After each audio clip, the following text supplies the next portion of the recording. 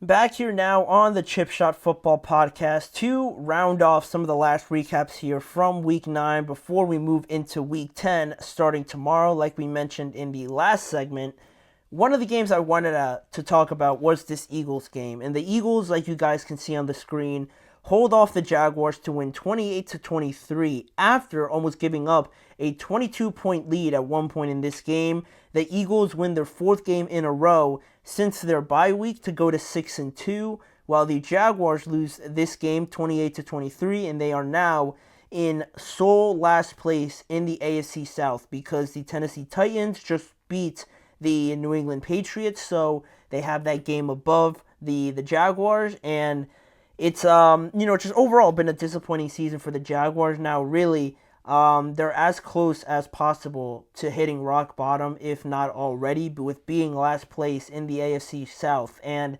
having the season that they had last year being so disappointing, to follow it up by a season like this, it's not over, but it's definitely not at a point halfway through the year where you thought this Jaguars team could be, again, especially coming off of last year's just debacle. So that's one point of it, right? But in other news in this game, just some notable notes. The Eagles wide receiver A.J. Brown left this game pretty early with an injury. It looked to be a knee injury, but now that we have more information on it, it doesn't look to be anything too serious, which is great because AJ has already been dealing with a hamstring injury that kept him out for a couple of weeks. So this one would have really been disappointing, to say the least, for the Eagles, but it doesn't look like he'll be out for any time or maybe just very little. So that was great to see or hear back from after the game.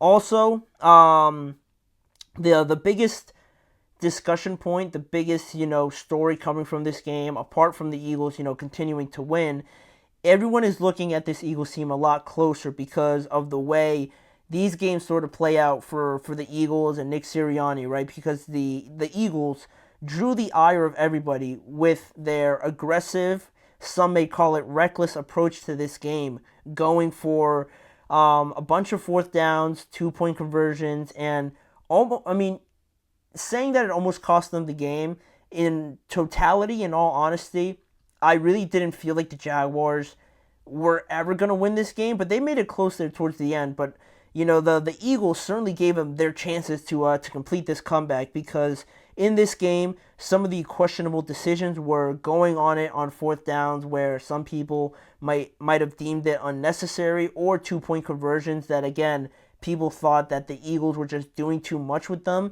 Because in this game, after everything was said and done, the Eagles were 0 for 2 on fourth downs and 0 for 3 on 2-point conversions as well, which, like I said, almost cost them the game, considering that if you hit a couple of those fourth down situations, you turn them into field goals, or the 2-point conversions, you just add 1 point for all three of those opportunities. This game probably isn't that close, and nobody's really talking about this, but the Eagles, like I said, certainly made it more of a contest that they needed it to, certainly in this game. And also, Doug Peterson was also coming back to face his former team. He is now 0-2 against the Eagles since he left. And again, when we predicted this game, I didn't think there was much of a chance, but he was almost close to getting one up over his former team. But for as close as the score was, the way the Jaguars played, it shouldn't have been that close, like I said. And just overall, from what we saw from the Jaguars, there was really no running game for the Jaguars. Trevor Lawrence had some good moments, but again, some equally bad moments as well. And the defense is one of the worst against the pass. So all of those things, still was only a 5-point game, which is pretty crazy to me. And looking at how it all played out and some of the performances from this game, Jalen Hurts, another clean game for the most part. No turnovers. He was sacked 3 times, but he threw 2 touchdowns and threw for 230 yards. Saquon, monster game, 27 carries, 159 rushing yards, and a touchdown. And receiving-wise, Devontae Smith really stepped up for A.J. Brown. He finished with 4 receptions, 87 yards, and that one-handed touchdown, which was huge in determining the outcome of this game. Whereas with Trevor, no passing touchdowns, 2 interceptions, 169 yards. The rushing game, absolutely disgusting. 60 total rushing yards among everybody. Travis Etienne had 3 carries, for 24 yards. He was the leading rusher. And Tank Bigsby had more carries with 8, but he only had 22 yards. Nowhere near the level you need to have to let alone beat the Eagles, but be anywhere near where a good team should be in terms of running the ball. And passing, Evan Ingram had a great game, or had an okay game, 5 receptions for 45 yards. But even still, these stats don't suggest that the Eagles should have only won this game by 5 points. But how it got to this point, well, looking at how the game unraveled itself, the Eagles were actually up 10-0 after a quick score by Saquon and tacking on 3 points. You're thinking that you got this prediction right? That this game was going to get away from the Jaguars very, very quickly, but it stayed at 10-0 for a while. It stayed like that despite the missed 4th down attempts by both teams. It's still 10-0 game for the majority of the first half, but for me, despite it only being 10-0, I thought the Jags really, the Jags lost any chance at this game with that interception with a minute 42 left in the first half. That's the point where I thought it's 10-0 and the Jaguars throw this interception on just the first play of that drive. Trevor throws that interception, and at that point I'm thinking, this game's got to be over. The Jaguars just can't help themselves, or they can't stop hurting themselves. And of course, like you'd expect, from going into a situation into halftime where it's 10-0 and this game is still within reach, you throw that interception and Saquon scores right after that, and then from that point on, the Eagles go up 16-0. A failed 2-point conversion. That's why they're up 16-0 at this point going into halftime. Then the Eagles score another touchdown, another 6 points early in the second half to go up 22-0 after missing another 2-point conversion. But at that point, you're really thinking that this game's over, right? But the Jaguars' first touchdown of the game came, right after that. So it's 22-7, or actually, 22-8, because they did convert on their 2-point conversion. Then the following drive, Saquon fumbles, and the Jags return it for a touchdown. So out of nowhere, just completely out of thin air, the Jaguars are back into this game after converting on 2-point conversions, 2 touchdowns. Now the game is 22-16, and you have no idea how this is the case. But the Eagles were able to kind of get themselves under control, score another touchdown. The Jaguars answer, so it's 23-28.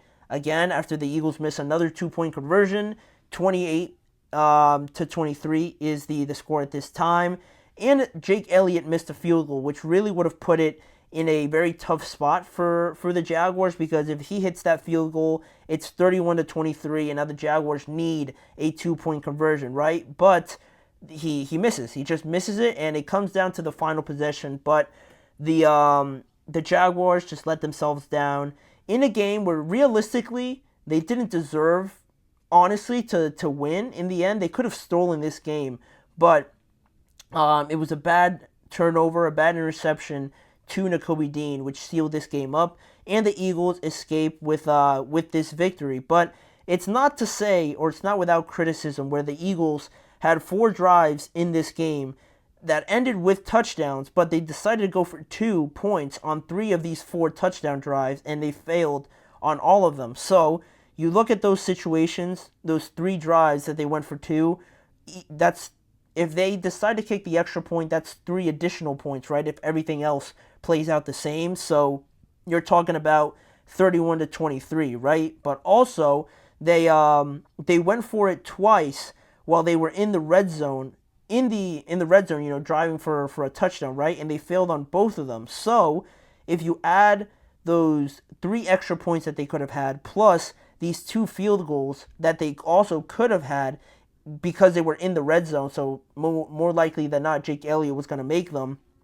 That's 9 additional points, and this game really isn't even close, right? You add 9 points to 28, and the final score is going to be 37-23. So a lot more convincing and a lot more telling, if not for these questionable, just not extremely unnecessary, but just it feels like they're doing too much. And I know they convert a lot of fourth downs, right, with the tush push and whatnot, and the combination of Jalen Hurts and Saquon in the backfield is extremely tough to stop. But once you don't get one, they missed the first fourth down conversion in the red zone, right, early in the game, right. At that point, the Eagles are feeling good, like they're in control. So I understand that. But the second time where you miss it and you have the opportunity to kick a field goal in the red zone and you decide not to, that's where we're kind of tugging the line a little bit. Like, all right, like, was that really necessary? If you don't get it, fine. You're still winning in this game, right, despite that. But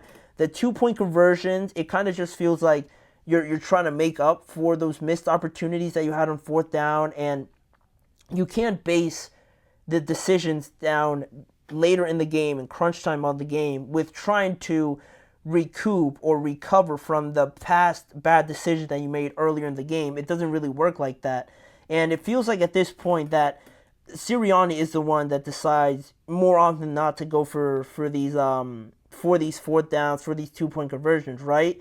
And that's just who he is, right? He's aggressive. He might be uber, just emotional on the sidelines, right? That's just who he is. But when it starts to kind of affect the play calling, or not the play calling, the decision making, and you're too emotional, you're too in the moment to really come to a reasonable decision, that's where we have to really reevaluate these things and think twice about what we're really going to do, right? Sirianni needs to be relied upon to make these good choices in high pressure moments. So, this game, not an endorsement for Sirianni to continue doing that, right? Because it almost cost them. It probably could have costed this game. It could have costed them this game if they were playing against like the Commanders, who they're going to have in a couple weeks, or like the Rams or the Vikings, let alone the Lions, right?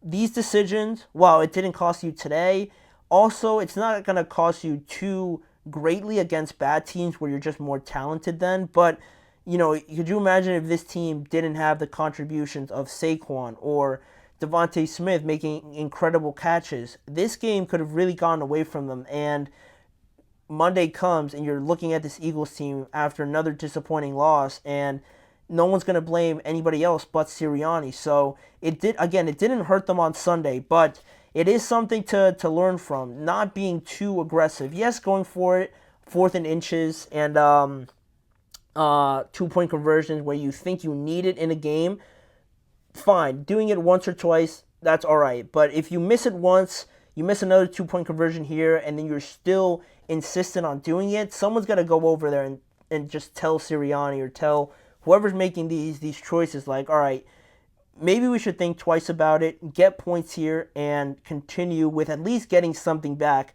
from these drives, right? Not leaving it empty-handed. That's just me.